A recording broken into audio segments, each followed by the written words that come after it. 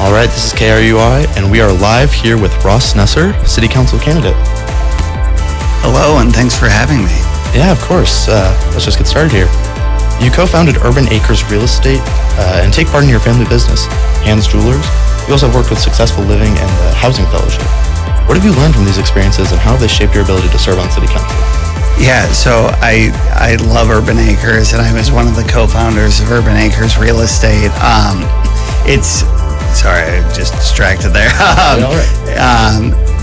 love being part of one of the co-founders of Urban Acres Real Estate. It really, as we founded it, we wanted it to be a cooperative of agents, and so that's really what we've done. So we now have 60 some or so agents. All of the offices in our building are equal size, and we split expenses. We're passionate about the community. My family's business has been in downtown Iowa City for a very long time. I am not a part of that. My brother luckily took the horns on that, and he's running that. And then, yes, I have pretty extensive nonprofit experience that has really helped shape me. Yeah, that's great. And it's family business, and you were born and raised in Iowa City.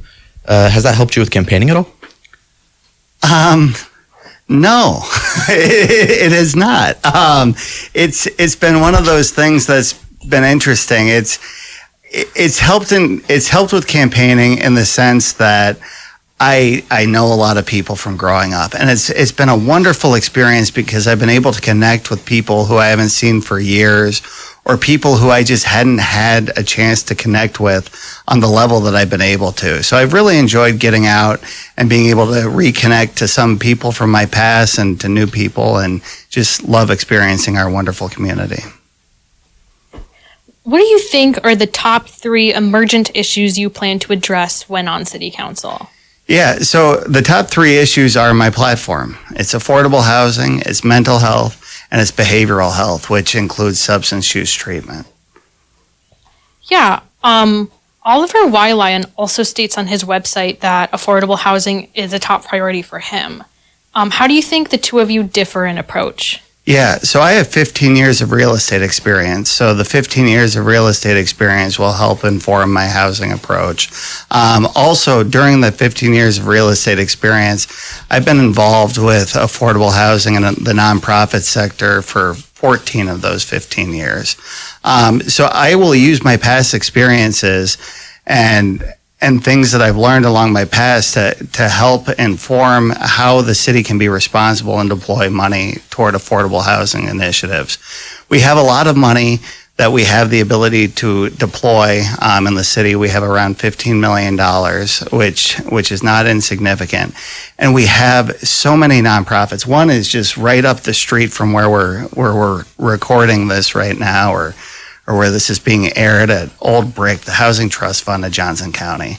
And that's an organization that gives forgivable loans, zero interest loans, and low interest loans to organizations who will commit to building affordable housing units. And it's empowering programs like these that we have in our community with real people in our community with real strategies, real solutions that are really working right now.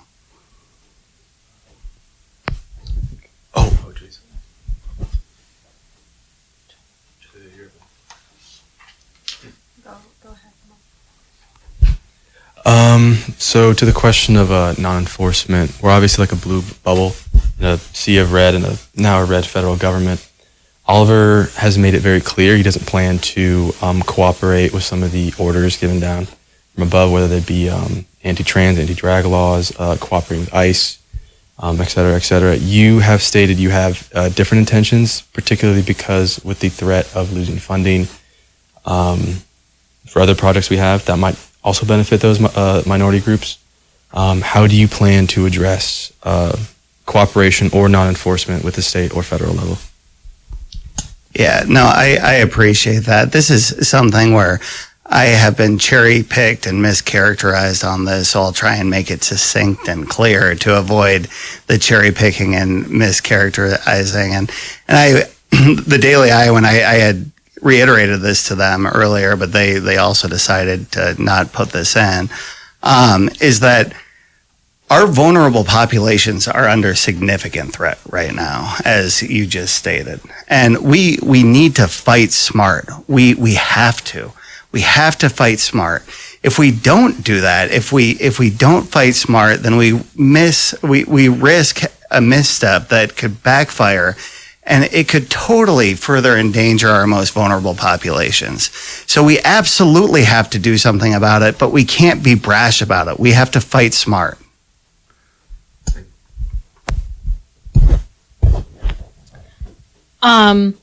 Do you have any comments on the results of the special election primary, especially given that you have raised a lot more funds for your campaign than Oliver has?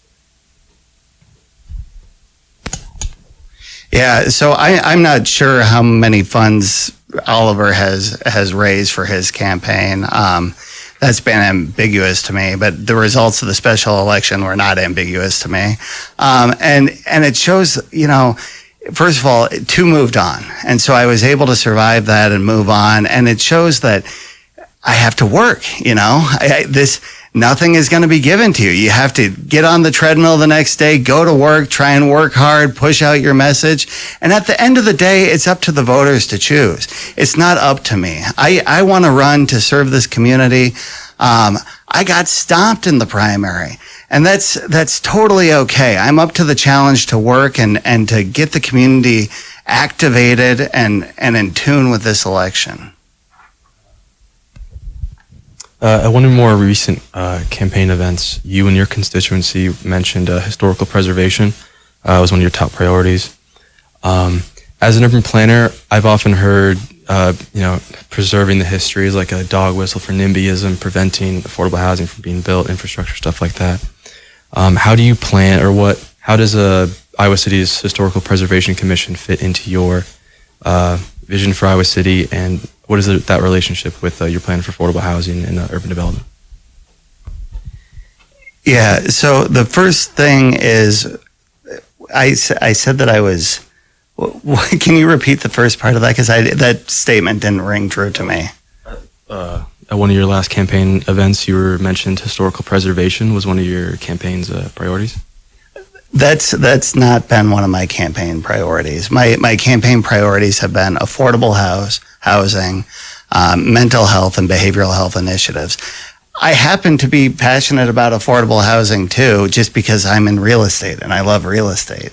So affordable housing and historic preservation, they can go hand in hand. A great example of this, we just talked about it, so thanks for bringing it up. Old Brick is an example of a building right up the street from here that kind of started the historic preservation in Iowa City. And Old Brick is what houses the Housing Trust Fund of Johnson County.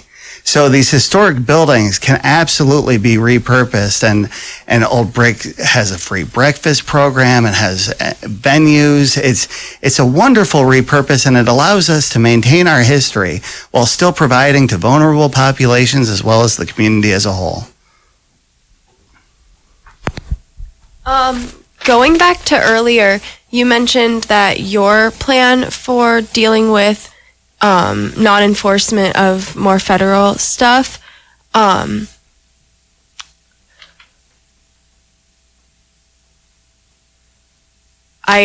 lost it. I'm sorry. Yeah. Mandy, you want to go? Yeah. So your competitor, Oliver, has made the decision not to accept campaign donations and is instead encouraging people to donate to local causes and charities. Given that you are accepting donations, do you feel that you will feel an obligation to donors, or that you will prioritize your donors' causes more, quid pro quo? It's very bizarre. So in campaigning, we have to file these ethics reports, right? And so we just hit a filing period. And I saw, prior to coming in here, it turns out that I have not been the only one who's been raising money. I've not been the one. The reporting period was done February 22nd. There are two people who reported. One was Oliver and one was myself. And Oliver has been accepting contributions since January 7th. So I think that me disclosing all of my interactions to the ethics committee appropriately is a sign of me wanting to follow the rules, me respecting rules that we have in place. And certainly not hiding the contributions that I've gotten.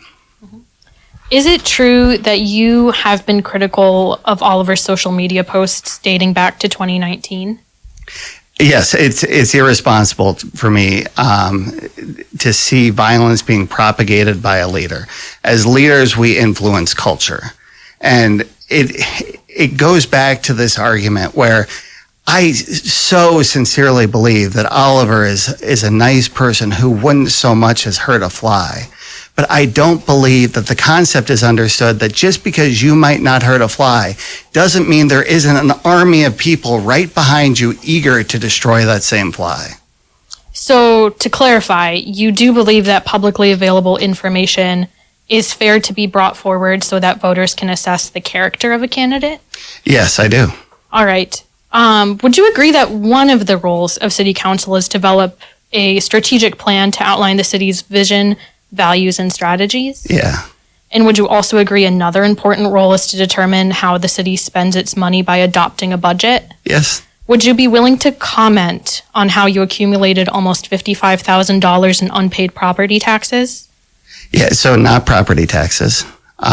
This is part of the misinformation is that I was contacted by multiple news sources that had received an anonymous tip, and it was a federal tax lien that has since been released. And it's just such it goes back to 2018. So in 2018, I started my journey into recovery.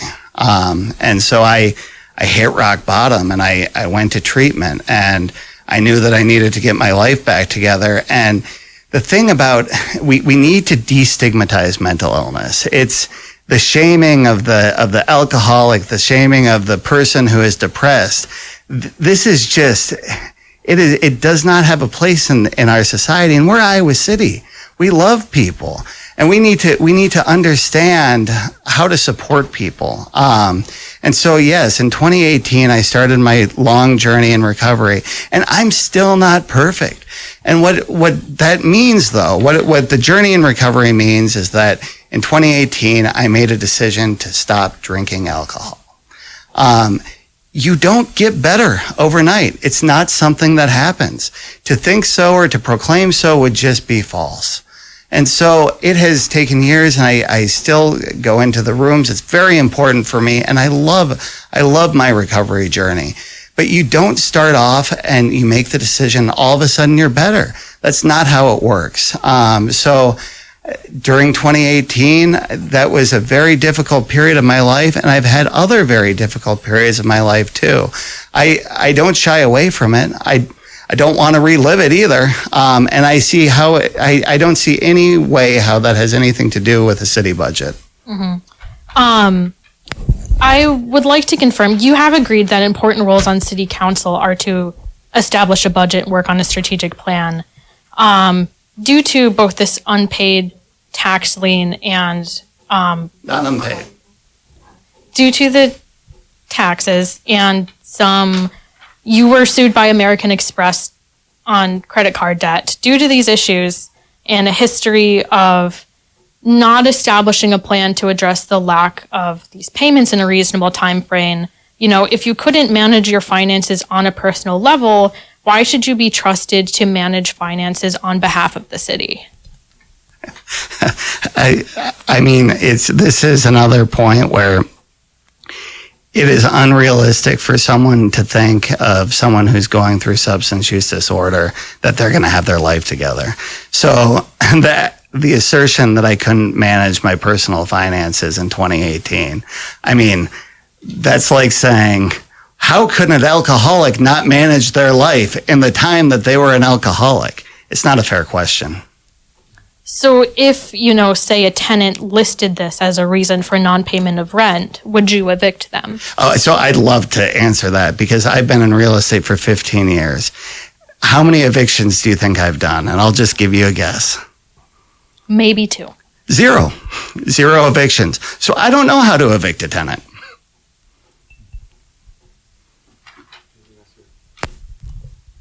So, some tenants from around Iowa City have been receiving texts from their landlords encouraging them to vote for you. If the landlords believe that you best represent their interests probably being profit, why should a tenant vote for you? Why is the interest profit? People are landlords as their career. It's to make money. That's why people are landlords. But what's the assertion behind can you rephrase it? I'm not understanding the way you're. Citizens are worried that there may be coercion involved with landlords asking their tenants or encouraging them to vote for you. I guess what we're asking is, were you aware that these landlords were communicating with them to make this encouragement? And can you address these concerns that there may be coercion or other elements involved? I'm not aware of this at all. I can tell you that I've been in real estate for 15 years, and so I've been around a lot of real estate people. And it probably doesn't take a huge leap to think that if someone who is invested in real estate, that they might support the candidate who is also invested in real estate in the form of his career. So, if you had to choose, like, value-wise, who do you think you represent more, the landlords or the tenants? If elected, I will represent all citizens of Iowa City.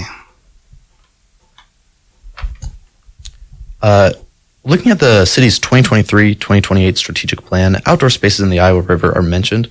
Many people in the city are concerned about environmental pollution and the water quality of the city, especially given the fact that Iowa has the second highest and fastest rising cancer rate in the United States. Do you have any plans to address this? Yeah, I can't wait to be part of the conversation if I'm allowed. So since I've been a kid, I've grown up in Iowa City. Since I've been a kid, we've tried to revitalize our waterfront in a number of different ways, a number of different times. And one time we tried to put sand and have a beach, and then the beach washed out. Another time it was thought that maybe we could get some rapids going and have a small whitewater rapid course here. So I'd love to see the Iowa River be a more prominent part of the community. I don't know what that looks like. A lot of this ground around here is university owned, so I'm not sure exactly what the city can do, but I'd love to be part of the conversation. Would you possibly look into working with the university as a member of city council? Always. The university and Iowa City are two peas in a pod. You can't have Iowa City without the university. And arguably, you can't have the university without Iowa City, or at least it'd be very hard. On your website, I also noticed that you had an endorsement from the director of the Community Inclusion Club. Could you talk about some of your time with them? Yeah, with Tom. Tom Braverman is who you're referring to. I've known Tom my entire life, and he has been a wonderful paraeducator and person in the community. I've really enjoyed just seeing him and the efforts that he's made in the community, and he's done a fantastic job. And then would you also care to comment on your campaign manager provocating Oliver Wyland's endorsers? I don't know. Who's my campaign manager that you're referring to, and what provocation are you referring to? Let me find a name. My campaign manager is my brother and my wife, so it's one of those two that you'd be referring to. Oh, all right. Well, we had a report that there was an alleged campaign manager reaching out to people who had endorsed Oliver and provocating them. Maka Pilcher? Oh, Maka. Maka? Who is not my campaign manager. See, this is like the fifth piece of information that we've discussed in this short period of time that's obviously false and based off of false pretense. I know Maka well. She has been helpful to me. She has been helpful to our campaign. She's not my campaign manager, and I'm not sure exactly what you're referring to. We just have received a tip that Maka has been emailing multiple people who have endorsed Oliver, asking that they rescind their endorsement, and also CC'd the county attorney and the sheriff on those emails. That's interesting. Again, these tips are so fantastical. It's amazing to me how much and how blown up this is getting and being made. And so I don't know what to say because I've never heard of that before. We can move on then. So people feeling that their voice isn't heard is a big issue in politics.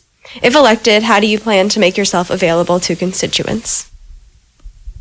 Yeah, so as I've said, after March 4th, I'd like to make myself available to anyone who wants to meet. As a city council member, you're the closest link to government that people have. So I will have a lot of time after March 4th to focus on things other than my campaign. The time prior to March 4th is reserved for my campaign. But it's Iowa City and I have a flexible job. I'd be able to meet with whomever would like to meet with me. Does anyone else have questions? I think that concludes all we have prepared for you today. Thank you for speaking to us. Are there any upcoming events you'd like to make the public aware about, or any ways they can contact you?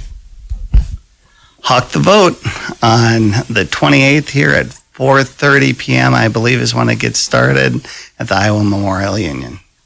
We have some outside questions here. I just wanted to ask, with not talking to people before March 4th, wouldn't it be important for them to know your policy decisions so they know what decision to make when it comes to the vote on Tuesday? So it's not that I'm not talking to people. I'm talking to as many people as I can, and as many people who are on the fence or who are really wanting to know information about this election. What I'm not doing is I am not engaging with or talking to people who are very obviously part of my opponent's campaign. I need to spend my time getting votes from my people in Iowa City, and it is totally okay to have your choice of political preference, but it's one of those things that I need to be filling my calendar with my constituents and with events that can help me be put in front of people to get more constituents. Who are your people? Because earlier you said you want to represent every single citizen of Iowa City. Yeah. My people are every single citizen of Iowa City. During this campaign, my people are people who are supportive of my campaign or wanting to learn more about my campaign in a way that is not totally defaming or derogatory toward myself. So when you say you want to fill your calendar with your constituents, are you referring to all of the people of Iowa City, or are you selectively excluding people who have publicly endorsed Oliver but may be curious to talk to you as well? No, if someone expresses a genuine curiosity and it doesn't seem like it's going to be underhanded or again, in this interview by everyone in this room, the five in this room, I've received multiple questions that have just been straight out false and to some degree. And so my people are absolutely all of Iowa City. If anyone wants to meet with me who genuinely has not made up their mind or has a question, they can contact me. And for people who are part of the other campaign who have questions about my policies, it's a reasonable thing for them to be concerned or wondering about my policies. And as I've stated repeatedly, they can certainly email me and we can certainly give an email response. Well, with those concerns, do you have any plans to address the rumors being spread about you? No, rumors are rumors. I don't need to fall into that category. It's not a productive conversation. It does not advance the ideals of mental and behavioral health. The whole idea is that social media right now is such a toxic place, and we don't need to model that toxicity and propagate it further. So on social media, we have a policy where if you're throwing a comment out there that is derogatory, defaming, if it's trying to paint a narrative that is other than true, then there's no place for it right there. if I'm elected to public office, the rules totally change there. In public office, you want to be able to hear, you want to be able to provide an outlet. But right now, and throughout this campaign, there has been so many rumors, so much false information that I don't want them to use my platform, them being people who are not supportive of me, to use my platform to try and tear me down further with lies. Do you have any message for people who do support your campaign, people who do support and endorse you? Do you have a message for them, specifically to those who are making derogatory and insulting comments towards Oliver, especially on social media? Towards Oliver? Yes. Yeah, so, I mean, I think that I don't know what comments you're referring to, so I can't answer that specifically because it's a very broad statement there. But what I can say is that we need to tone it down, you guys. This is Iowa City. We love each other. Come on, like this is something where, especially this race, it's crazy how negative it has gotten. So what I would just say to everyone is empathy goes a long way. Empathy, understanding, and at the end of the day, these are two people, myself included, who are trying to do a service to the community. And I think that that's lost. And Oliver's work in this community is also very valuable. I mean, the whole fact that either of us is being demonized is not something that I'm about. I'm not about shoving people's face in the dirt. I'm about building people up. In our interview with Oliver, he made a point purposefully to say that, he used the term, "you are not dumb," and he was very kind and supportive of you. Given that you're saying, this is Iowa City, we need to be empathetic towards each other, do you have a comment on the fact that you said there's no place for Oliver's kind of extremism in our local politics? I don't remember making that exact quote, but I do remember talking about the extremism of posts that he made. And there's no place for that in our politics. So Oliver has made the decision based on honesty, or wanting to have the perception of honesty, by not taking these posts down. Again, to me, these posts are just so negative and so destructive, and I just wish he'd take them down. It's unless he still wants to stand behind them and stand behind the violent and just negative vitriol that's in there. I don't personally think that's productive.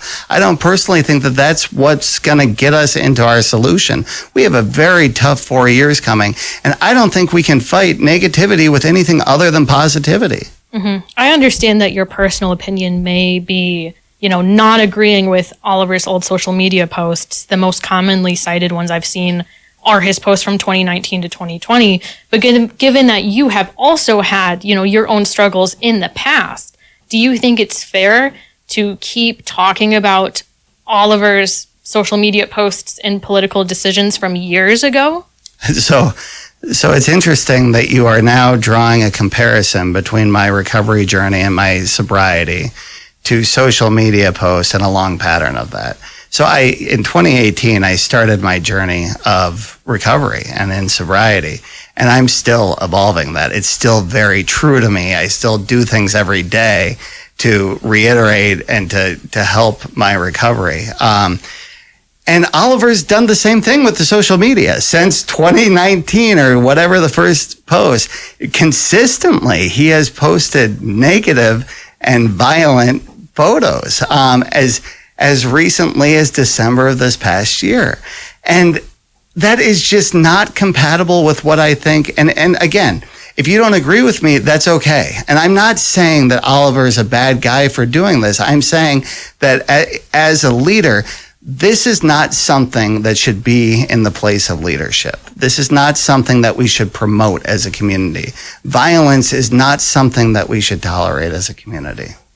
To be fair, I was not trying to directly compare, substance recovery and all of our social media, more so the fact that people can grow and change, people can evolve since 2019.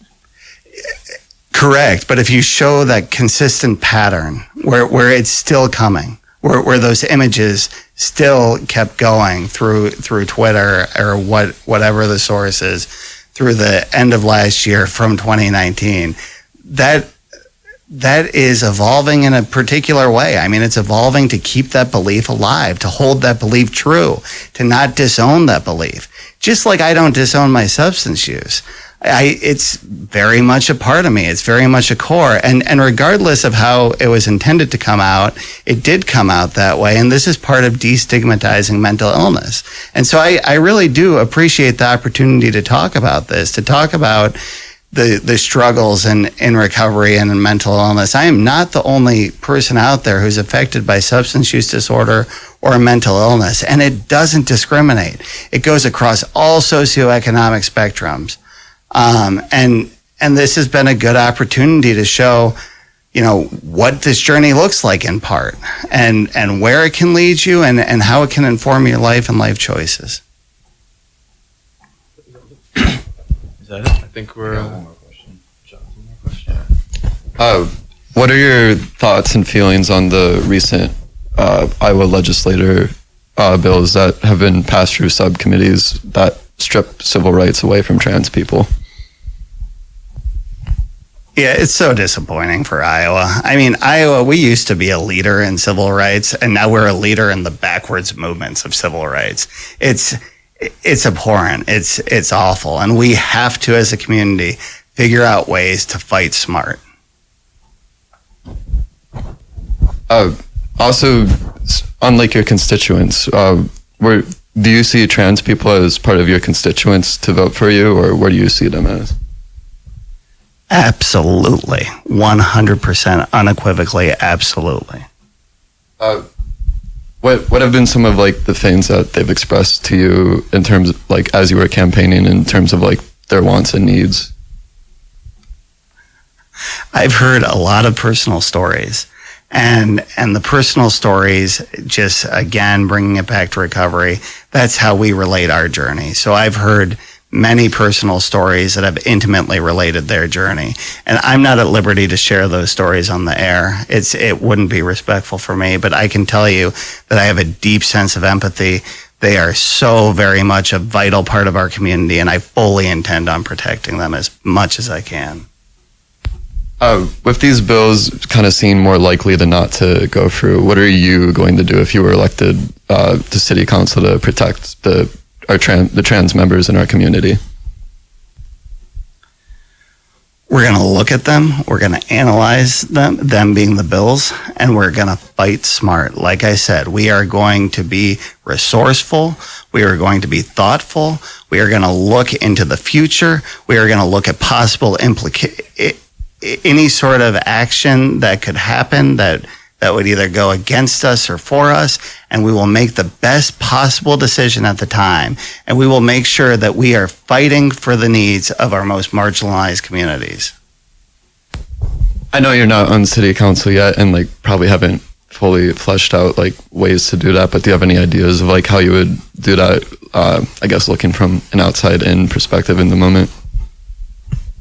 Yeah, I've not been on city council, as you put, but I have been in leadership roles, and I have had to be in places where tough decisions are needed to be talked about and consensus is needed to be gained. So this position is one of 7 council members, and this is something where I will collaborate with my council members, and we will figure out how to best address it at the time. I think that it's hard to do anything and hard to make commitments to anything. And also part of it is giving away the playbook, right?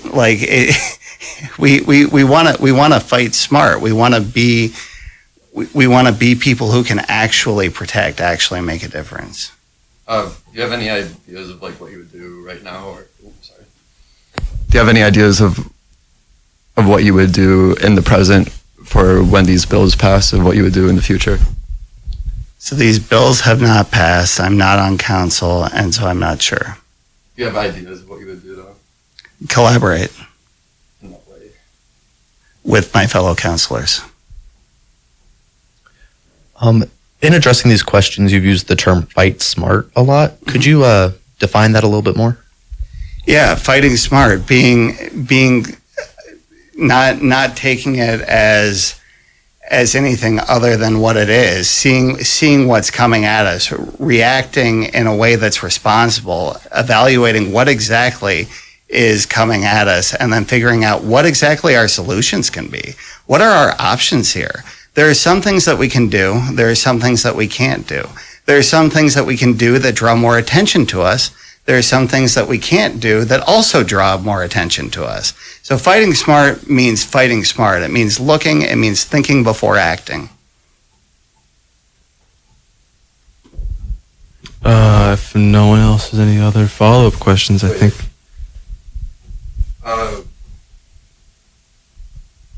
Sorry, keep talking. I was just sent something. I'm going to read through it before I deem it's appropriate to ask.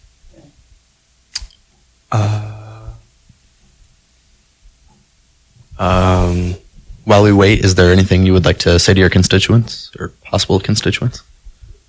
Thank you for listening. Please vote on March 4th. Is there any question we did not ask that you would have liked to have been asked? I'm not sure. I think that we've covered a lot of rumor mill.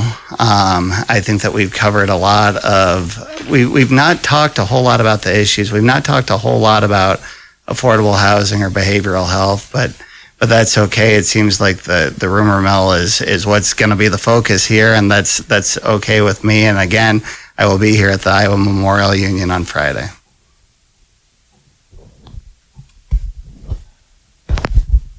All right, so our old news director just sent me a text that he received from somebody, but of course this is all alleged, but we want to get your side of this. But they said in October of 2023, as they were delivering beer to George's Bar in downtown Iowa City, and parking dispute, it looks like, they alleged that you yelled at them and like chased them down. What do you have to say about that? This is, again, obviously very much part of the rumor mill. What? I mean, if you have more context, but you just got a text, you walked out of the room, said, I need to vet this, come back in the room, and then say that, no. What? I'm on air. You're wanting me to read something that you just vetted and react to it? Is that the question that you're asking me? Well, it's a Reddit post. Oh, that makes it so much more credible. Thank gosh it's a Reddit post. I mean, this is going to be going around, so if you want to just read through it, just to get ahead of it. Thank you for tuning in to KRUI 89.7 FM. Special election. Anything else you want to say before we close? Or? I was asked that again. Oh, you were? Okay, my bad. I'm listening to it. Thank you for listening.